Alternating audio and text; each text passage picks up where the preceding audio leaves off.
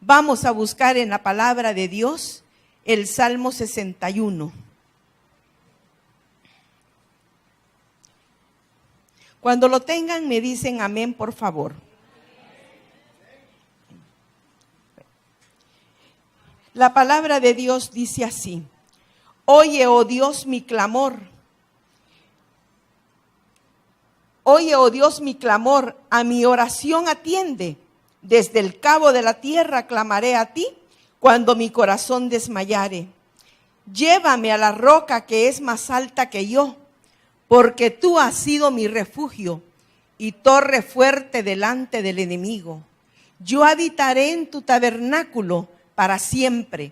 Estaré seguro bajo las cubiertas de tus alas, porque tú, oh Dios, has oído mis votos. Me has dado la heredad de los que temen tu nombre.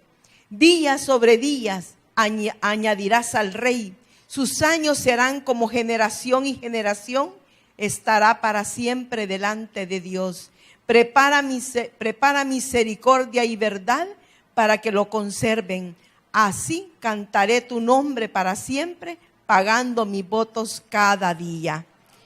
Bueno, Señor, yo te pido que en esta hora tú llenes mi boca. Bueno, hermanos, yo creo que la palabra de Dios nos habla en las diferentes historias que nosotros conocemos a través de ella, de la realidad de la naturaleza del hombre. La palabra de Dios no esconde nada, aún de David, que dijo el Señor que era conforme al corazón de Dios. Nosotros podemos conocer la vida de David leyendo el libro de Samuel, cuando él es nombrado rey. También lo podemos ver que hace mención en el libro de Reyes, en el libro de Crónicas, porque David fue el segundo rey de Israel. Y él estaba joven, fue escogido, pero también él tuvo muchas situaciones en su vida que no le fueron agradables a Dios, como por ejemplo su situación con Betsabé, que esa historia de Betsabé y Urías, que era el esposo de Betsabé, marcó la vida de David. ¿Por qué la marcó? Porque le dijo Natán a él que Dios le había dicho que David había tenido en poco su palabra delante de sus enemigos.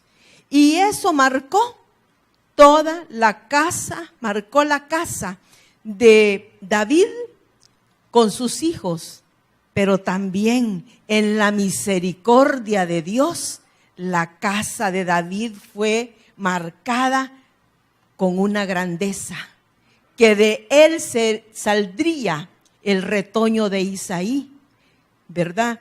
Y de ahí vendría nuestro Señor Jesucristo, de ese linaje, y que ese reino iba a ser eterno. Esa es la promesa que él recibió. Y qué importante es conocer esta historia. ¿Por qué? Porque este pecado de David no fue un pecado que nosotros podamos pasar por alto así, como por decir, fue algo que él no premeditó o algo que sucedió y que él no estaba consciente. Que muchas veces nosotros justificamos las cosas de las personas o las nuestras, pero en el caso de David, él maquinó contra Urías, el heteo. ¿Por qué? Porque él estaba en la guerra y como él deseó a la mujer de Urías, saliendo él a la azotea y viendo a una mujer hermosa que se bañaba, él la deseó en su corazón y siendo rey la mandó a traer, porque lo que el rey pedía, eso se cumplía. Y así vemos cómo se desarrolla la historia de él, que para prevenir un embarazo de Betsabé, hace que venga Urías al palacio y le dice que baje a estar con su esposa, pero luego Urías le dice de que no, porque cómo los demás van a estar en guerra y él va a estar teniendo deleites. Y se queda a dormir, no baja, se queda a dormir con los demás hombres del rey. Y cuando David se da cuenta de esto, se enoja y le dice al que está encargado de la guerra que lo ponga en el frente y que lo ponga en lo más recio de la batalla. Y así fue. ¿Y para qué lo puso ahí? Para que él muriera. Entonces vemos que fue un asesinato, ¿verdad? Fue algo que se premeditó, algo que se ordenó y una orden que cumplieron. Pero qué lindo es, hermanos, cuando nosotros vemos que para Dios el arrepentimiento que viene a nuestros corazones cuando nosotros le conocemos, Él nos perdona. Porque nosotros podemos ver en el Salmo 51 cómo David se arrepiente y pide perdón. Y el arrepentirse es tener dolor de haber cometido esa acción que desagradaba a Dios. Y podemos ver a través de la historia de David cómo David fue teniendo una comunión más cercana con Dios, hasta el grado de que Dios dijera de que él era conforme a su corazón, al corazón de Dios.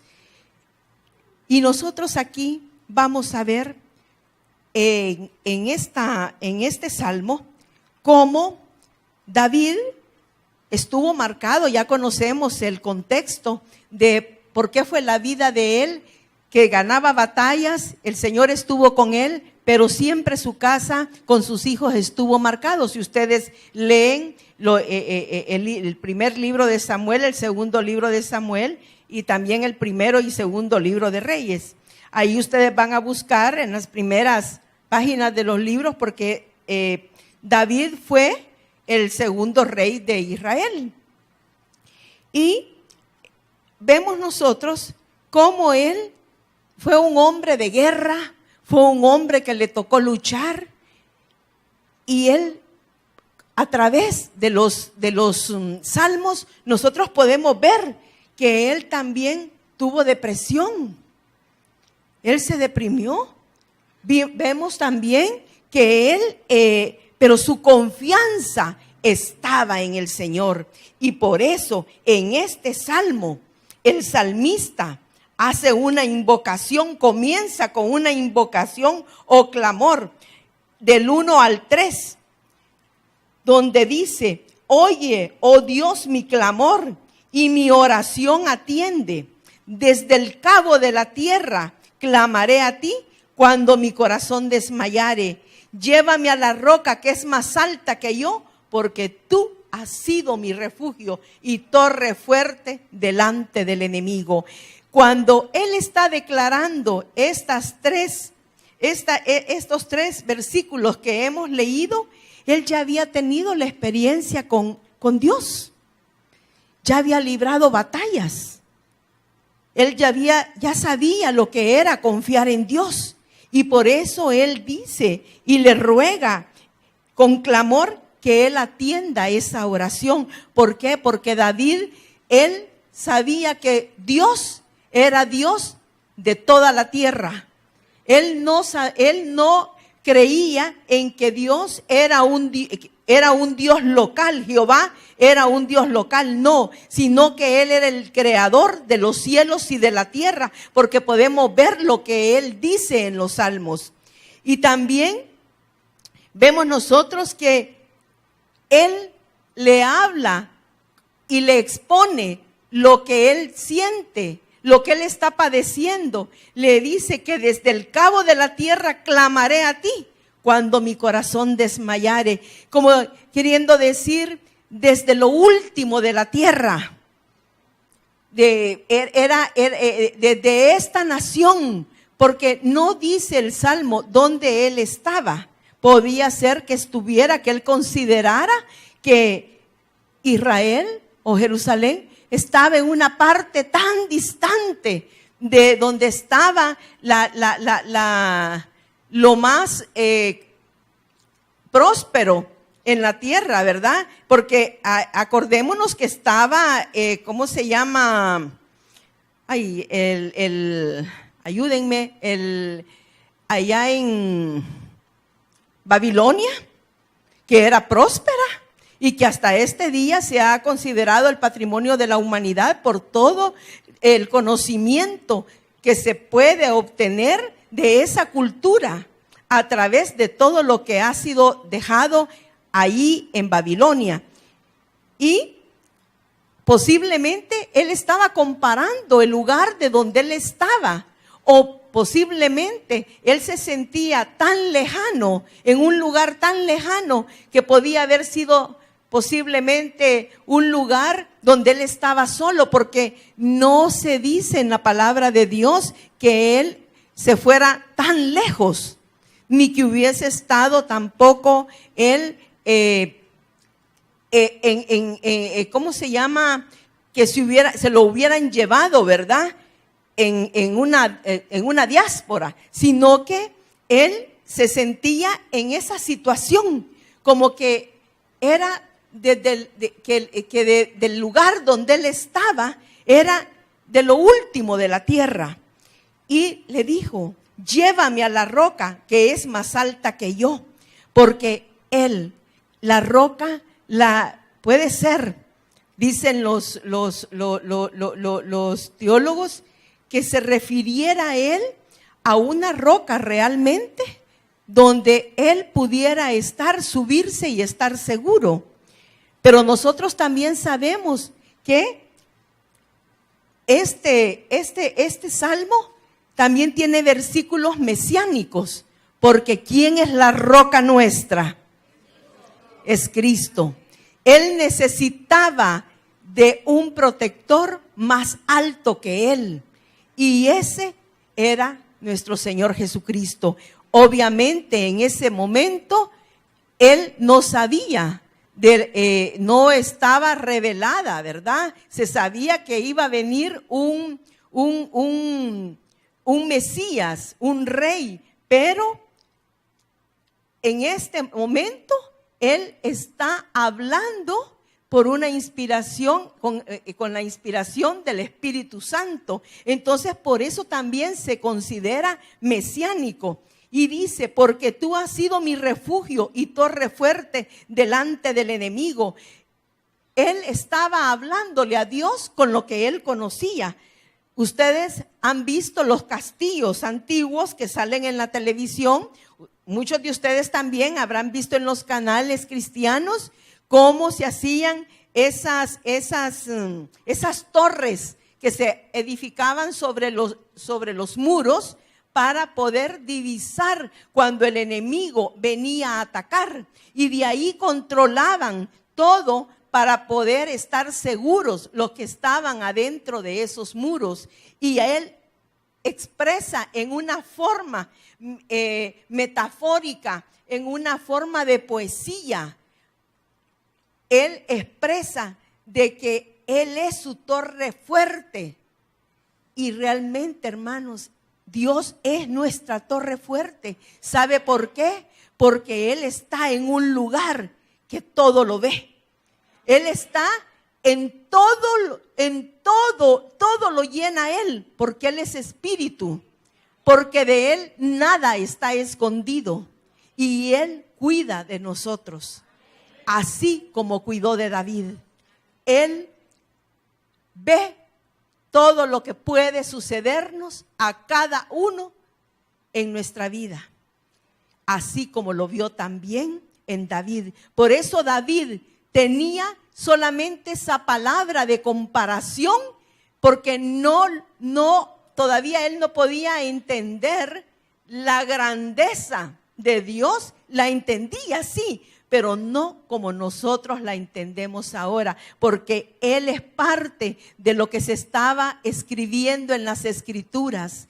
Por eso nosotros, hermanos, tenemos que creer la Escritura, porque aquellos hombres no vieron lo que nosotros hemos visto, pero los saludaron de lejos, todos ellos por la fe. Y nosotros ahora vemos hacia atrás, vemos que se cumplió el Mesías, vino y se cumplió también todo lo que había sido profetizado, porque a la iglesia la única profecía que le falta que se cumpla, hermanos, y que está cercana, es el arrebatamiento de la iglesia. Y por eso tenemos que clamar. Pero este hombre en ese momento estaba siendo parte de la historia que Dios estaba escribiendo para que nosotros tuviéramos el conocimiento de todas las cosas pasadas y de las cosas que el pueblo de Dios hizo, así como también del Dios de Israel que ha cumplido. El Dios vivo, el Dios fuerte, el Dios temible, el Dios perdonador y el Dios que nos ama, el Dios que nos salva. También el salmista hace una declaración de fe. Dice: yo habitaré en tu tabernáculo para siempre, estaré seguro bajo la cubierta de tus alas, porque tú, oh Dios, has oído mis votos, me has dado la heredad de los que temen tu nombre. Aquí se está refiriendo que él iba a habitar en su tabernáculo para siempre. Está hablando escatológicamente, porque ese tabernáculo existe. Ese tabernáculo es real. Y es diseño el que se hizo aquí en la tierra del que está en los cielos. Pero en este momento él está diciendo: habitaré en tu tabernáculo. ¿Qué decía el Antiguo Testamento? Que la presencia de Dios estaba en el tabernáculo. En otras palabras, David estaba delante de la presencia de Dios. Iba todos los días, él oraba y él amaba a Dios. Y después de ese problema que nosotros hemos comentado al inicio, él empezó a enderezar sus pasos y él empezó a tener celo del Señor. Y a todas las batallas que él libró fueron por el Señor, a causa del Señor. Y dice también que él estará seguro bajo la cubierta de sus alas. Aquí él está hablando como que si se tratara de Dios como un ave, pero esto es una metáfora también, es un lenguaje figurado, un lenguaje que no es real, pero que trata de ejemplificar algo. Y vemos nosotros también que cuando Jesús llora sobre Jerusalén, dice él que cuántas veces lo quiso tener bajo sus alas, así como la gallina tiene sus polluelos. Y hermanos, nosotros tenemos que, así como David declaró, hizo esta declaración de fe, así también nosotros no tenemos por qué sentirnos fuera de esas alas. Nosotros estamos bajo las alas del Omnipotente. Nosotros estamos bajo las alas de aquel que es verdadero y de aquel que cuida de su pueblo. Y también dice: porque tú, oh Dios, has oído mis votos, me has dado la heredad de los que temen tu nombre. ¿Y cuál es la heredad de los que temen su nombre? No es estar en la presencia de Él, no es en ese momento para ellos estar lo que el Señor había ofrecido, que era que iban a poseer la tierra de Canaán, que ellos eran los que iban a ser herederos también de todas las promesas que estaban en el Antiguo Testamento, porque había algo, porque las Escrituras ya estaban y era la palabra de Dios, estaba en la Torá, que es el Pentateuco, que son los 5 libros de Moisés. Entonces, ellos tenían un conocimiento, ellos ya iban al tabernáculo, ellos ofrecían sacrificios, entonces ya tenían un conocimiento de Dios, pero la palabra se va revelando progresivamente. Nosotros ya vimos la palabra, ya está revelado, ya no hay nada más que revelar, porque todo el plan de Dios está contenido en las Escrituras. Pero este hombre, por eso digo que hace esa declaración de fe, porque dice, yo habitaré en tu tabernáculo para siempre. Cuando dice para siempre está hablando también de una eternidad, porque nuestra confianza, esta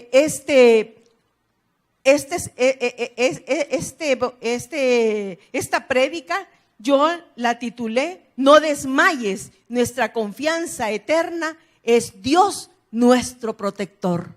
Porque si bien es cierto, necesitamos protección para cosas que son pasajeras, temporales, mientras nosotros estemos en este mundo.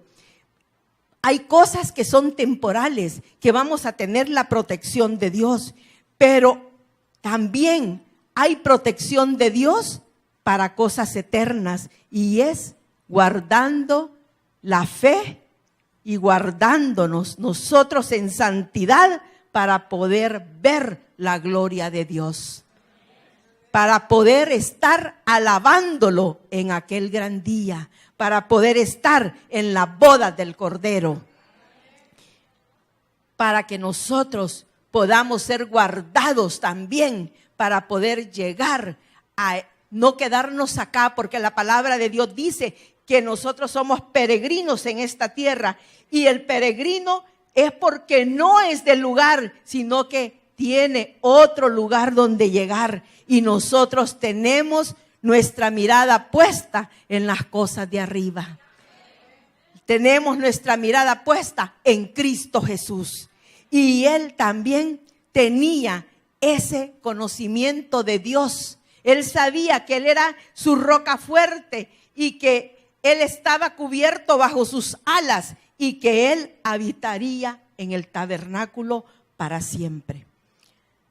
Aquí mencionamos alas con relación a Dios.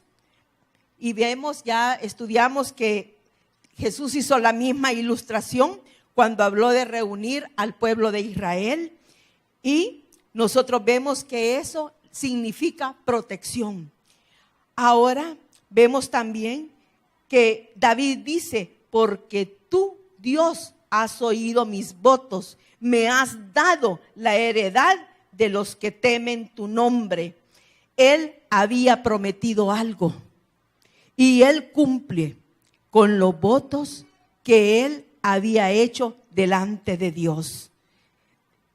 Hermanos, no nos apresuremos nosotros a ofrecer cosas que no estamos dispuestos a cumplirlas.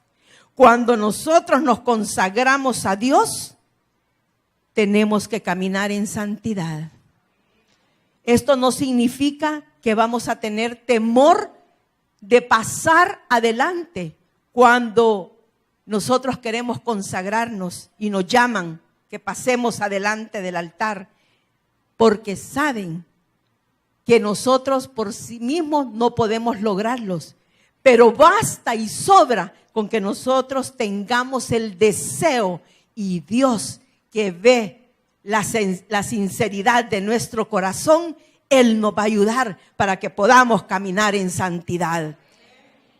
Así es que nosotros, como dice Eclesiastés, si hemos ofrecido algo, apresurémonos a cumplirlo. Y dice también en Eclesiastés que antes de ser ligero de ofrecer, meditemos bien en lo que vamos a ofrecer.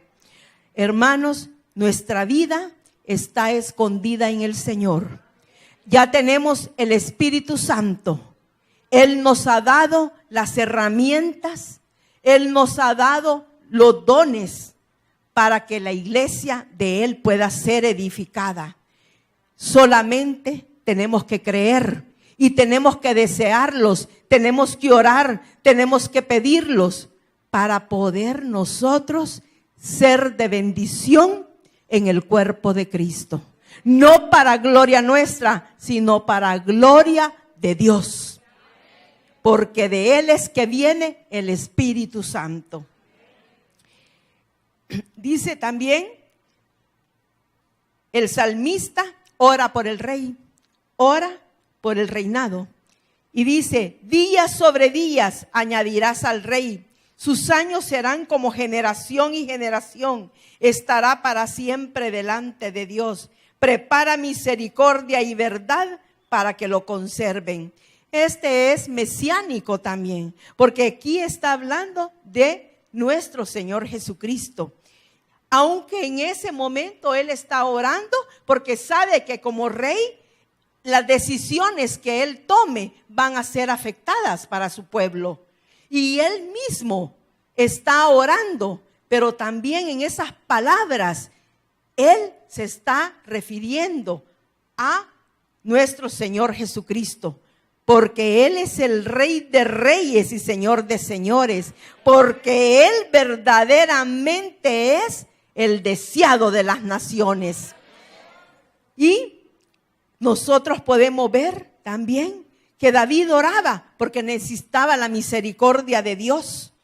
Porque él se acercaba a Dios pidiéndole, porque veía su debilidad, porque había entendido que había otro más grande que él, porque había entendido que su reinado no podía ser prosperado si él no oraba, pidiéndole a Dios el día a día para poder tener esa sabiduría, para poder regir de acuerdo a la voluntad de Dios, para poder oír lo que Dios le decía a través del profeta Natán, no como Saúl, porque Saúl actuó neciamente. Ustedes ya conocerán lo que le pasó a Saúl.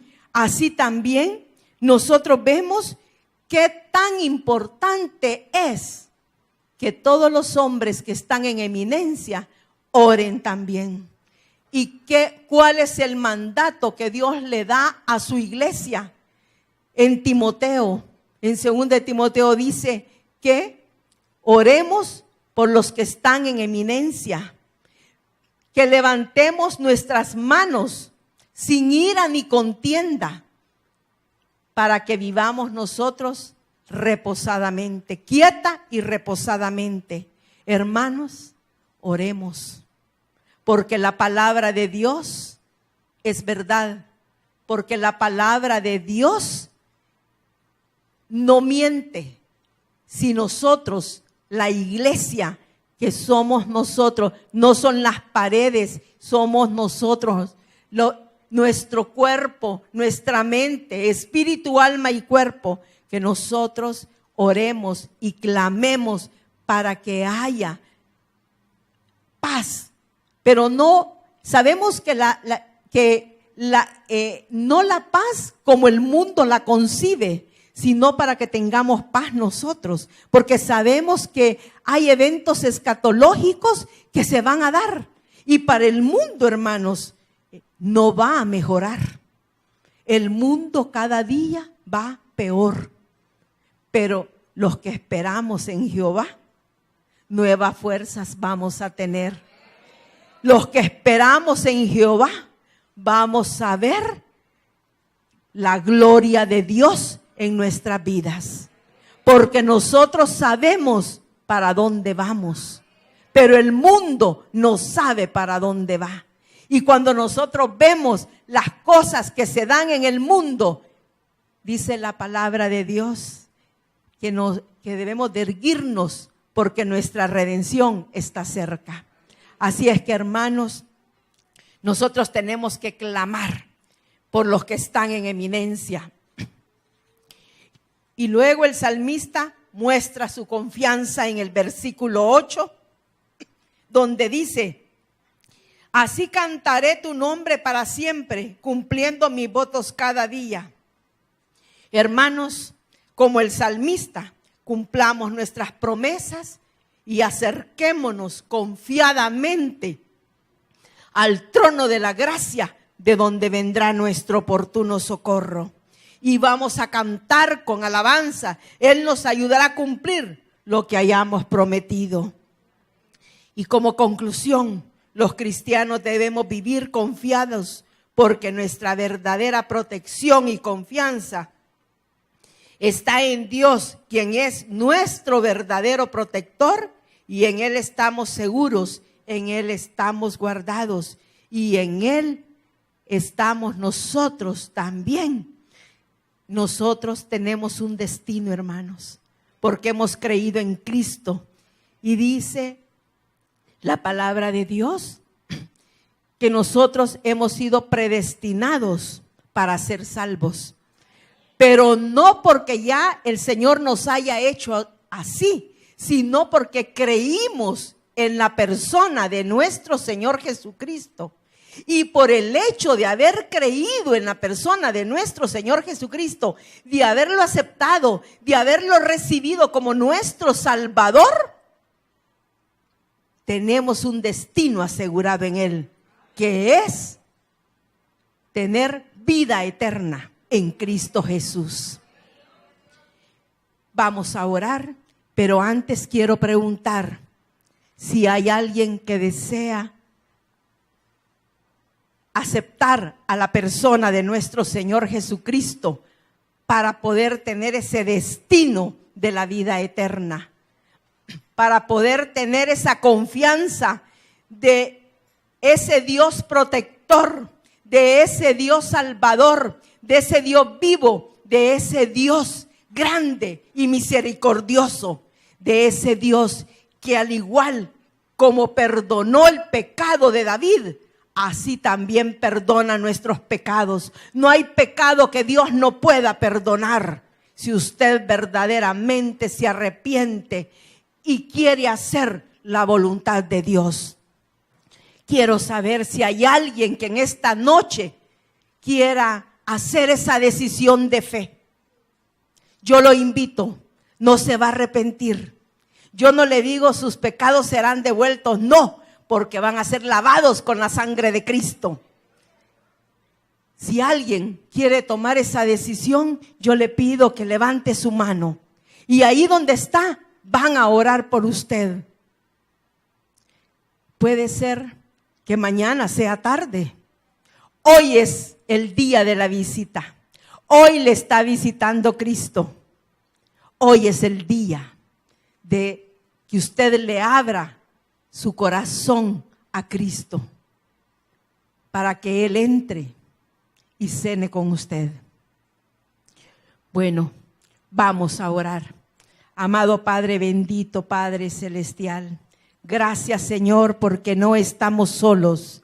Gracias Señor porque tú tienes cuidado de cada uno de los del cuerpo de Cristo, de tu cuerpo, Señor amado. Gracias porque no estamos solos, porque no estamos huérfanos, Señor, porque tú estás con nosotros, porque tú has prometido cuidarnos, Señor amado.